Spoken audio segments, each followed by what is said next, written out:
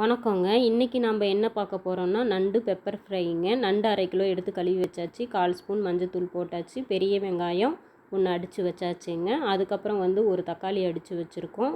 10 பல் பூண்டு எடுத்து வச்சுருக்கோங்க, அடித்து வச்சுருக்கோங்க. அதையும் போட்டுக்கலாம். 2 ஸ்பூன் மல்லித்தூள் போட்டுக்கலாங்க. 1/2 ஸ்பூன் மிளகாய் தூள் போட்டுக்கலாம்.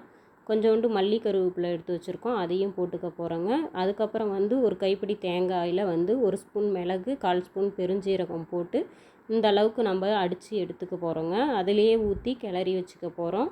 அதுக்கப்புறம் தேவையான அளவு கொஞ்சோண்டு உப்பு போட்டு நம்ம கிளறி வச்சு ஒரு 10 நிமிஷம் நல்லா ஊற விட்டு எடுத்து வச்சுக்க போகிறோங்க. வானல் வச்சுக்க போகிறோங்க. வானல் சூடான உடனே ஆயில் சூடான உடனேங்க நம்ம 1/4 ஸ்பூன் வெந்தயம் போட்டுக்க போகிறோங்க. வெந்தயம் போட்டு வெந்தயம் நல்லா ப்ரௌன் கலராக வந்ததுக்கப்புறம் ஒரு சின்ன வெங்காயம், ஒரு 10 வெங்காயம், ஒரே ஒரு பச்சை மிளகாய், 1/2 தக்காளி வச்சுருக்குறோங்க. அதை போட்டு இந்த அளவுக்கு நம்ம கருவேப்பிலையை சேர்த்து வதக்கிக்க போகிறோங்க. அது வதக்கினதுக்கப்புறம் நண்டு எடுத்து ஊற்றிக்க போகிறோங்க. நண்டு எடுத்து ஊற்றி நல்லா கிளறி ஒரு டம்ளர் தண்ணியை ஊற்றி நம்ம மூடி வச்சிட போகிறோங்க. ஒரு 5 நிமிஷம் மூடி வச்சோம்னா பச்சை ஸ்மெல்லு போயிடுங்க. அதுக்கப்புறம் நம்ம திறந்து ஒரு 2 கிளறி இன்னும் கொஞ்சம் நேரம் அப்படியே கிளறி விட்டு மூடி வைக்க போகிறோங்க. மூடி இன்னொரு 5 நிமிஷம் கழித்து எடுத்தோம்னா இந்த அளவுக்கு நல்லா வெந்து நண்டு சுருண்டு வந்துடுங்க. அதுக்கப்புறம் கைவிடாமல் நம்ம கிளறி வச்சோம்னா இந்த அளவுக்கு நண்டு ரெடி ஆகிடுங்க.